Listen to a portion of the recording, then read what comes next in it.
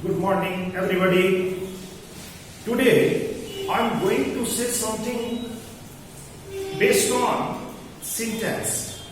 जैसा कि पिछले क्लास में हमने सिंटैक्स के कुछ कंसेप्ट पर चर्चा किया था और आज हम उसी से आगे बढ़ेंगे और आप लोग इस सब्जेक्ट पर थोड़ा विशेष ध्यान रखेंगे क्योंकि आने वाले समय में किसी भी कॉम्पिटिटिव एग्जामिनेशन की बात हो या बोर्ड लेवल की तो सभी में मुख्य रूप से सिंटैक्स से क्वेश्चन दिया जाता है।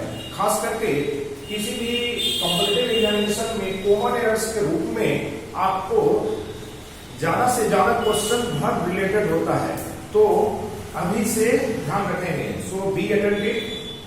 Now let us start. जैसे कि पिछले क्लास में कुछ कंसेप्ट हम इस तरह का दिए थे। मान लीजिए कि कुछ ऐसे वर्ड्स हैं जो कंफ्यूजिंग है। कंफ्यूजिंग क्यों है?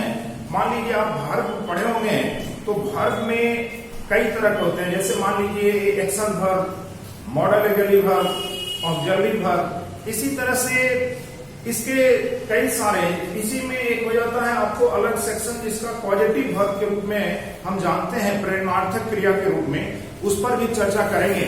लेकिन आज कुछ कंफ्यूजिंग वो वर्ड्स लेंगे जिससे जुड़ा हुआ कंसेप्ट भी है और जिससे क्वेश्चन भी आता है। तो वो क्या है? जैसे कि मॉडल एग्जैक्टिव वर्ब में आप पढ़े होंगे, पिछले क्लास में भी हमने बताया था कि जो मॉडल एग्जैक्टिव वर्ब है उसका प्रयोग खास करके रिटन में और स्पोकन में ज्यादा होता है। जैसे आप कोई भी चीज को कहना चाहेंगे तो आप कह सकते हैं I would like to say something. Clear?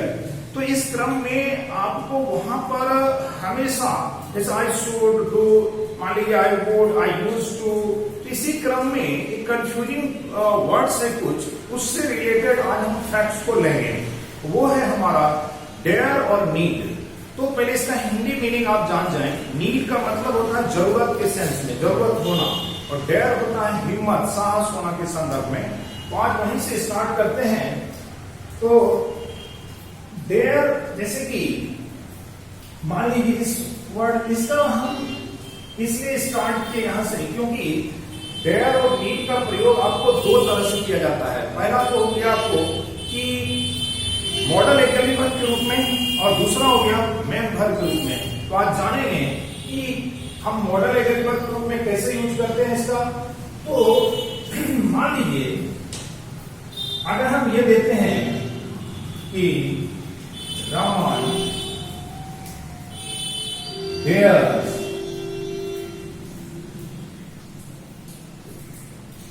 Raman dares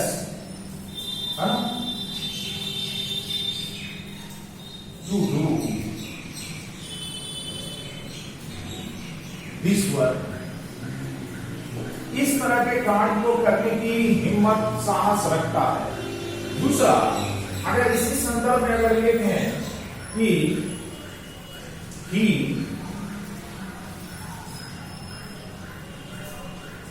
doesn't dare to come here, उसकी हिम्मत नहीं है यहां आने की। अब इसमें जो है डेयर का मेन जो आपको, जैसे कि अगर इस चीज को लिखते हैं he dares not, he dares not,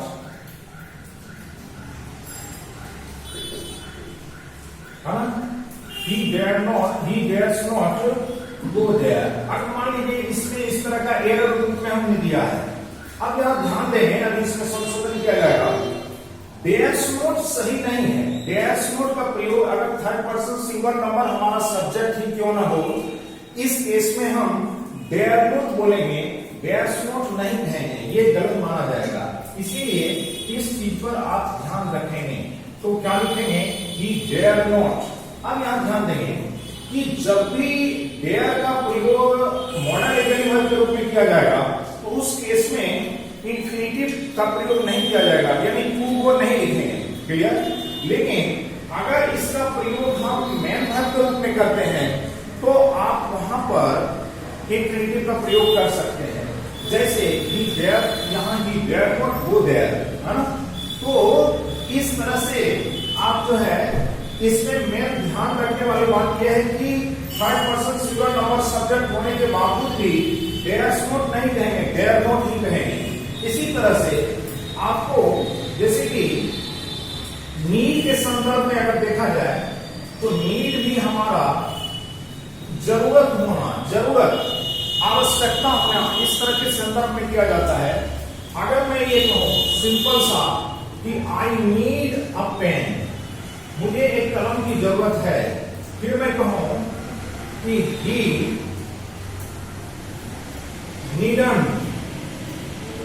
needn't go there, अर्थात उसे वहां जाने की जरूरत नहीं है।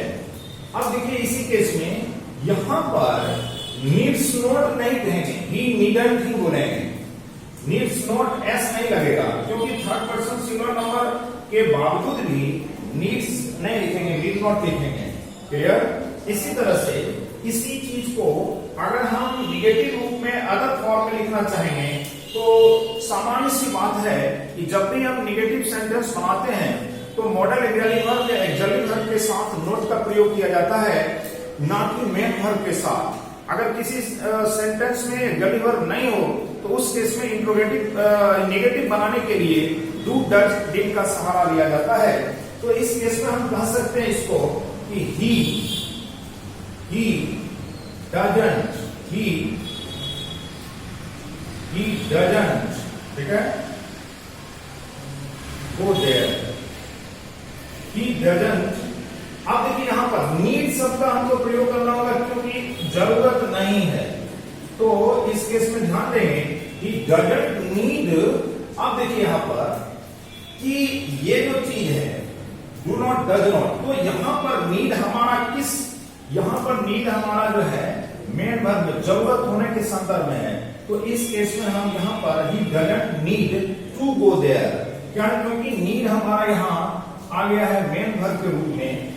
और इसी तरह से याद रखेंगे कि देयर और नीड का प्रयोग जब हम मेन वर्ब के रूप में करेंगे तो वहां पर टू प्लस V1 का प्रयोग करेंगे, अदरवाइज हम डायरेक्ट V1 का प्रयोग करेंगे।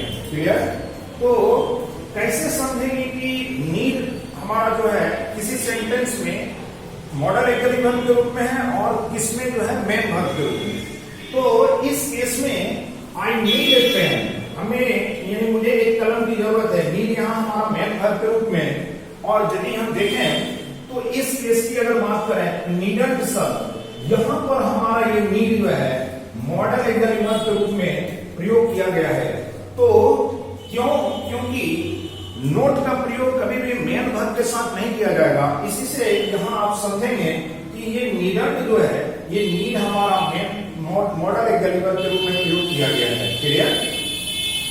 उसी तरह से ये तो आपका देयर और नीड का दो वर्ड है जिसका प्रयोग हम मॉडल ऑक्सिलरी वर्ब और मेन वर्ब दोनों रूपों में करते हैं।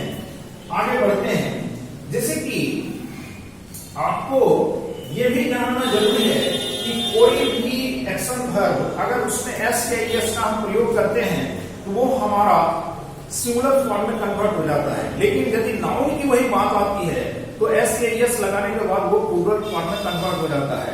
तो कहने का अर्थ ये हुआ कि बहुत सारे केसेस में लोगों को लगता है कि ये एस या एस लगा है तो इसको हम उसको उल्टा यानी कि सिंगुलर मान लेते हैं। ऐसा नहीं है, वर्ब को आपको समझना होगा और नाउन को भी। तो अभी हम वर्ब वाले चैप्टर में हैं तो एक्शन यानी कि सब्जेक्ट वर्ब एग्रीमेंट की बात हो रही है और ये सारे आपको सिंटैक्स चैप्टर के अंतर्गत आपको इस तरह का सवाल दिया जा सकता है, तो इस पर ध्यान रखेंगे। साथ ही साथ मॉडल वर्ब की कुछ विशेषताएं हैं जिसको आप जानेंगे कि मॉडल ऑक्सिलरी वर्ब हमेशा अपने मूल रूप में ही रहता है, उसमें हम चेंजिंग नहीं कर सकते। यानी कि अगर मैं कहूं कि मुझे वहां जाना चाहिए तो मैं कह सकता हूं आई शुड गो देयर, लेकिन इसमें हमेशा ये भी ध्यान रखेंगे कि मॉडल ऑक्सिलरी वर्ब के बाद अगर एक्शन वर्ब हम यूज कर रहे हैं वो हमेशा फर्स्ट फॉर्म में प्रयोग किया जाएगा। क्लियर? अगर अदर फॉर्म होगा तो उसका स्ट्रक्चर काफी चेंज होगा और वो एक्सेप्शनल होगा। कहने का मतलब कि मॉडल ऑक्सिलरी वर्ब के तुरंत बाद हम V1 का प्रयोग करते हैं।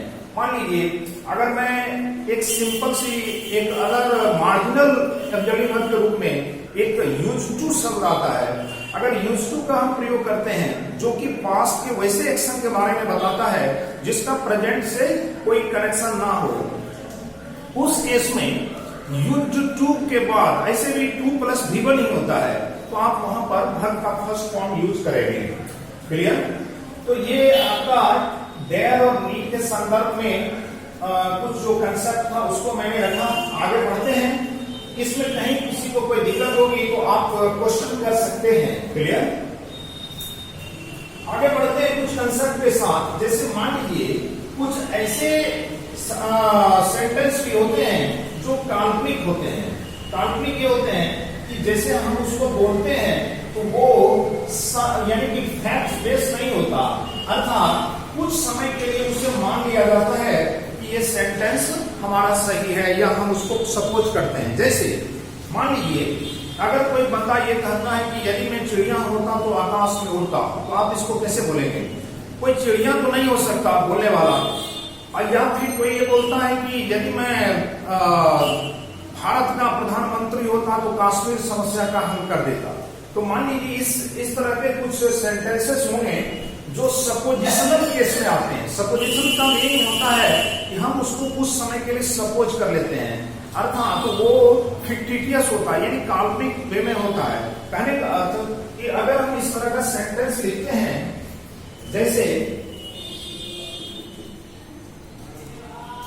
मान लीजिए कि if I dash the PM of India, then I would solve the Kashmir issue। कहने का मतलब कि इस केस में आपको जो टू बी वर्ब के रूप में वहां पर यूज करना है, यही चीज आपको एग्जाम में एरर्स के रूप में दिया जाएगा। तो यहां पर आप जो है ध्यान रखेंगे कि जैसे मैं कहता हूं कि if I were the PM, if I were the PM of India, या मान लीजिए कि कुछ एक केसेस ऐसे होते हैं, कुछ कंडीशनल वर्ड होते हैं जो यदि किसी क्लॉज के आगे में अगर लग जाए तो हमेशा सिंपल प्रेजेंट फॉर्म में यूज किया जाएगा, लेकिन सेंस उसका फ्यूचर का होगा।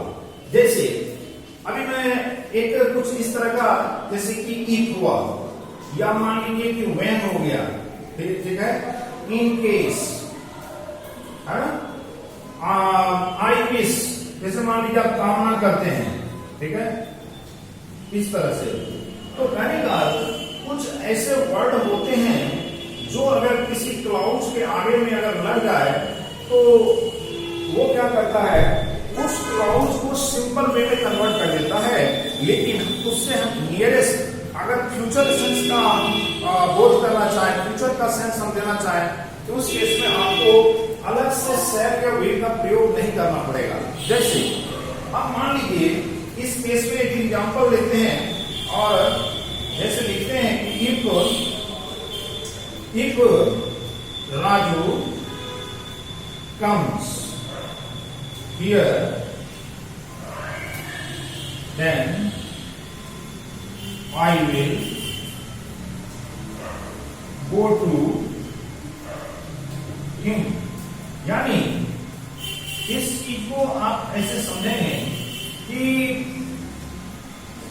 यदि राजू यहां आएगा, यदि राजू यहां आएगा तो मैं उसके यहां जाऊंगा। टू हिम से मीनिंग होता है उसके यहां। कहने का मतलब कि ये जो चीज है आपको ध्यान रखना होगा कि इस इफ के जगह पर हम ट्रेडिशनल वे में एक वर्ड दूसरा भी रख सकते हैं, जैसे जब राजू यहां आएगा तो मैं वहां जाऊंगा। तो यहां इफ के बदले आप व्हेन भी रख सकते हैं। ध्यान देने वाली बात यह है कि जब इस तरह का वर्ड कोई भी किसी क्लाउड्स के पहले लग जाए तो वो फ्यूचर का सेंस देगा, लेकिन उसके साथ सेल या विल का प्रयोग हम नहीं करेंगे। क्लियर? तो यहाँ पर आपको कॉम्पिटिटिव एग्जामिनेशन में या बोर्ड लेवल एग्जामिनेशन में इस तरह का दिया जाएगा, if Raju will come here then I will go to him, या यदि राजू यहाँ आएगा तो मैं वहां shall be का यहाँ प्रयोग किया जाएगा जानबूझ के, जो और आपको कहेगा एरर्स को फाइंड आउट करने। तो आपको यहाँ ध्यान रखना होगा कि राजू कम्स भी लिखेंगे, विल कम या शैल कम नहीं लिखेंगे, ठीक है। अब नेक्स्ट इसी तरह का, जैसे हमने कहा था कि यदि मैं भारत का प्रधानमंत्री होता तो कश्मीर समस्या का हल कर देता। इफ, अब यहाँ पर आपको कुछ अलग तरह का देगा, मान लीजिए कुछ भी पांच पर आपको रख देगा, ठीक है। The PM of India, if I dash, मान लीजिए यहां पर अभी खाली जगह रखते हैं, dash the PM of India, then I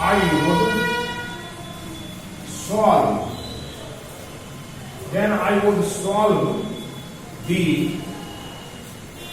Kashmir issue। Clear. अब देखिए यहां पर ध्यान दें, जो भी सपोजिशनल या काल्पनिक जो भी सेंटेंस होता है उसमें हमेशा टू बी वर्ब के रूप में वेयर का प्रयोग किया जाएगा। तो इन दोनों को आप साथ साथ चलें, क्योंकि ये कहीं न कहीं एक तरह का कंसेप्ट है कि अगर आपको इस तरह का सेंटेंस दे दिया जाए और चार ऑप्शन दे दिया जाए, वाज, वेयर, हैड, हैव, कुछ भी, नन ऑफ दी, तो आप इसको ध्यान रखेंगे। तो कहीं न कहीं ये जो फिक्टिशियस, ये जो काल्पनिक सेंटेंसेस हैं, इस तरह के केसेस में हमेशा आप टू बी वर्ब के रूप में ध्यान रखेंगे। और दूसरा कि कोई भी अगर सेंटेंस है और उसके पहले अगर मान लीजिए कि आपको कंडीशनल वर्ड लग जाए, if, when, in case, I wish, इस तरह का, मान लीजिए मैं कहूं कि हमारे प्रजातंत्र या इस तरह से कोई भी अगर हम कामना भी करते हैं, उस केस में आपको अलग से बताया जाएगा, उसका अलग कंसेप्ट है। लेकिन इस केस में आप ध्यान रखेंगे कि कोई भी कंडीशनल वर्ड अगर किसी सेंटेंस के आगे लग जाए तो वो फ्यूचर का सेंस देगा, लेकिन उसमें शैल बी का प्रयोग नहीं करेंगे। क्लियर। आगे बढ़ते हैं। नेक्स्ट है कि आप हर वाले पार्ट में सबसे अधिक आप ध्यान देंगे कि जो मेन वर्ब होते हैं, जो एक्शन वर्ब होते हैं, उनके फॉर्म होते हैं। फॉर्म हम किसको बोलते हैं? जैसे कि 5 होता है, V1, V2, V3, और आईएनजी लगा दिए तो वर्ब का चौथा रूप हो गया, और एस लगा दिए तो पांचवा रूप। तो इसमें आपको करना क्या है, एक्शन वर्ब जितने भी हैं उनके सेकेंड और थर्ड फॉर्म को आपको क्लियर रखना होगा। आप अगर फर्स्ट फॉर्म जानते हैं, उसका हिंदी मीनिंग भी मालूम है, तो सेकंड और थर्ड चैलेंजिंग रहता है। क्यों? क्योंकि किसी भी एक्शन वर्ब का तीनों फॉर्म समान नहीं होता।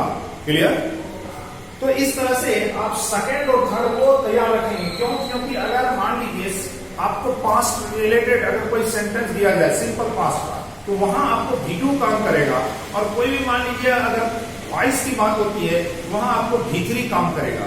कहने का मतलब कि अगर हम वॉइस बनावे या फिर हम कोई पास्ट का एक्शन लें, या मान लो कि अभी हम सिंपल सिंटेक्स ही हम यहाँ पर सॉल्व कर रहे हैं, सिंटेक्स से जुड़ा हुआ क्वेश्चन, तो हर वक्त आपको वर्ब यानी एक्शन की जरूरत पड़ेगी ही। Without action nobody can make any single sentence. तो आपको इस चीज का ध्यान रखते हुए आगे बढ़ना होगा। एक कंसेप्ट और लेते हैं आज, उसके बाद क्लास को ओवर करेंगे। मान लीजिए कि आपको कोई भी वैसा मान लीजिए कैलकुलेशन दे दिया जाता है, खास करके मैथमेटिकल कैलकुलेशन, तो उस केस में बहुत जगह आप पढ़े होंगे कि कोई भी मैथमेटिकल कैलकुलेशन में हम सिंगुलर प्लूरल दोनों रख सकते हैं, लेकिन ध्यान रखेंगे कि मैथमेटिकल कैलकुलेशन के केस में आपको हमेशा वर्ब को सिंगुलर फॉर्म में ही प्रयोग करें। क्लियर। जैसे कि मान लीजिए अगर हम कहते हैं 3 मल्टीप्लाई बाय 5 डैश 15, तो यहाँ पर आप इजीली कहेंगे या तो मैक्स 15 या ईच 15। क्लियर।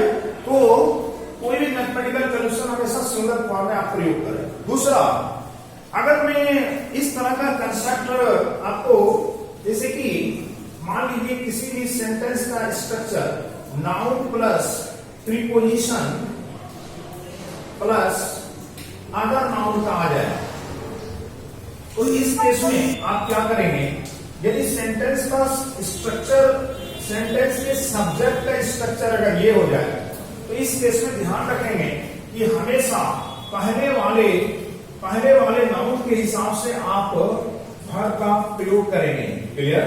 यानी वर्ब का डिसीजन आपको फर्स्ट नाउन करवाएगा। जैसे एग्जाम्पल के रूप में अगर हम इसको लिखना चाहें, जैसे हम लिखें कि the people of Bihar, the people of Bihar dash brave. Clear? या मान लो कुछ भी वाइस, इंटेलिजेंट, है ना।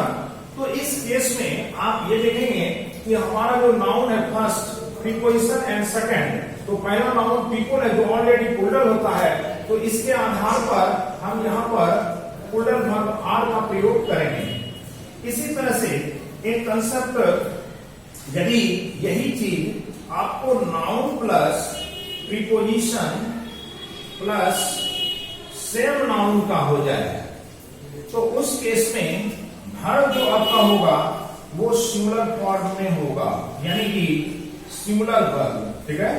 सिंगुलर वर्ब का प्रयोग किया जाएगा। क्लियर? तो इस तरह का प्रयोग मान लीजिए इसको एग्जाम्पल के रूप में देखते हैं। जैसे मैं कहूं कि डे आफ्टर डे, कुछ भी, या day to day. Clear? Day to day. ठीक है? ठीक है? Dash been visited by that person, या फिर इसको कह सकते हैं दूसरा एग्जांपल के रूप में कि village after village dash been constructed, गांव के गांव तैयार किए गए, बनाए गए, कंस्ट्रक्टेड। तो इस केस में आपको हमेशा ये ध्यान रखना होगा कि सेम नाउन अगर प्रीपोजिशन से जुड़ा हो तो उस केस में ये नहीं देखेंगे एक यहाँ है और एक यहाँ है तो डबल हो गया, इसको प्लूरल कर देंगे। ये हमेशा सिंगुलर फॉर्म में होगा। और जब पास्ट का इस तरह से कोई नहीं है, ये पैसिव फॉर्म है, तो यहाँ पर हैज बीन का आप प्रयोग करेंगे। इस केस में भी has been, not have been. Clear? तो ये आपका एक लास्ट आज का, जैसे मान लीजिए कि किसी भी एडजेक्टिव फॉर्म में अगर हम द का, यानी कि अगर द का प्रयोग करते हुए हैं तो उसका जो फॉर्म जो ट्रांसफर होता है वो हमेशा प्लूरल फॉर्म में चला जाएगा। जैसे अगर मैं ये कहूं कि गरीब लोग असहाय होते हैं, तो पहले इसको स्ट्रक्चर को जान लिया जाए। ये होता है आपका कि the plus adjective, the plus adjective equal to ये प्लूरल नाउन में कन्वर्ट हो जाता है। अर्थात आप जैसे कहेंगे कि द पुअर डैश हेल्पलेस, तो इस केस में द पुअर कहने से होता है गरीब लोग या गरीब व्यक्ति। क्लियर? तो यहां पर कोई एक व्यक्ति नहीं, तो इस केस में ध्यान रखेंगे ये प्लूरल नाउन, ये फॉर्मूला एक प्रकार का, ये आपका सिंटेक्स का एक फॉर्मूला है जो कि आपको ध्यान रखना है कि द प्लस एडजेक्टिव तो पहले अगर द लगेगा तो उससे नाउन प्लूरल फॉर्म में हमें प्राप्त होगा। इसी तरह से अगर हम ये लिखें कि ईमानदार लोग को हर जगह इज्जत दिया जाता है या इज्जत की जाती है, तो इस सेंस में आप क्या लिखेंगे? तो the honest are respected everywhere. Clear? तो ये जो चीज है आपको ध्यान रखना होगा। तो मैं समझता हूं कि आज जो कुछ भी हमने यहाँ पर कंसेप्ट दिया है आपको वो क्लियर समझ में आ गया होगा। जहां जो दिक्कत होगी आप कमेंट करेंगे और बाकी कुछ कंसेप्ट के साथ नेक्स्ट क्लास में हम लोग मिलते हैं। इसी के साथ क्लास ओवर करते हैं। Thank you watching for this.